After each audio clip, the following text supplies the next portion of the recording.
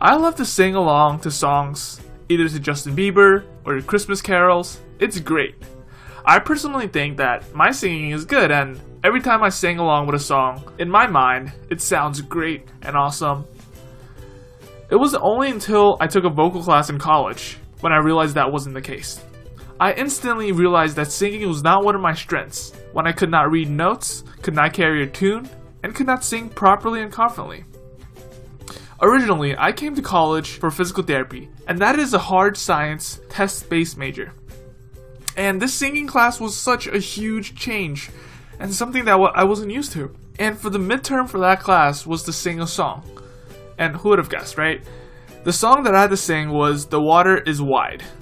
And oh, how I practiced that song over and over and over again.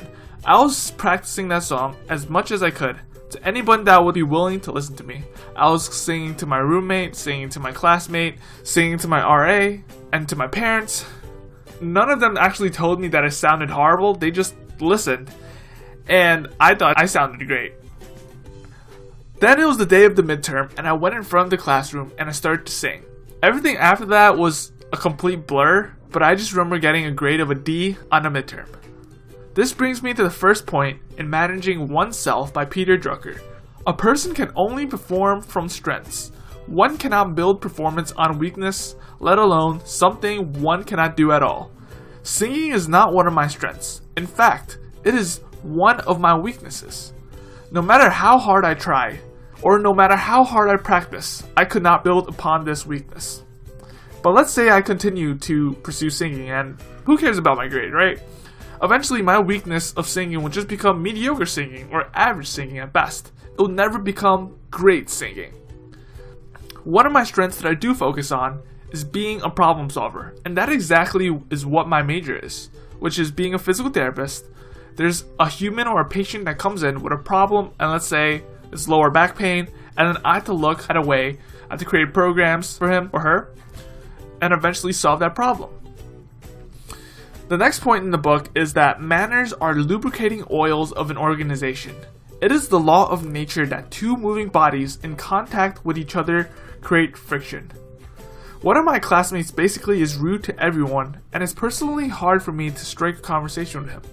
He's very quiet, he never remembers my name, and when he does start to talk, he brings all of his negative energy to the table. Plus, whenever I'm around him, I feel uncomfortable, and all I feel is that he just wants me to get away from him. Yet, I still have to work with him because together we are in a group project.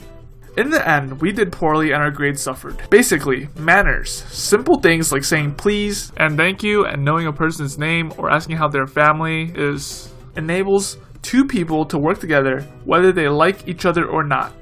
If my classmate was more friendly, I am sure that we would have gotten a better grade on the project and we might have actually become friends. To sum everything up, here's the final point. Do not try to change yourself. You're unlikely to succeed, but work hard to improve the way you perform. And try not to take on work you cannot perform or will only perform poorly.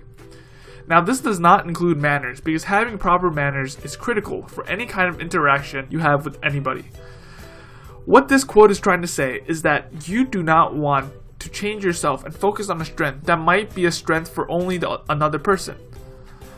But instead, focus on yourself and work hard on your own strengths. For example, I could have just majored in singing and focused on becoming the next Justin Bieber, yet that is unrealistic for me. Singing is not a strength of mine, and I shouldn't change myself and my values and my strengths to work hard for a skill that I'm weak at, but instead I should just focus on my strengths and stay with myself. And thus, this is why I'm a physical therapy major. An easy way to discover your strengths is by taking a quick test on strengthfinders.com. This test will allow you to find your strengths, and my top 3 strengths are restorative, which means I love to fix things, achiever, which means I have passion and a drive to complete something, and competition, which means I work best when I get to compete with others and I make everything into a competition. I hope you are able to find your strengths, and if you already do know your strengths, I hope you are able to focus all of your efforts and double down on that strength and become the best version of yourself. Thank you.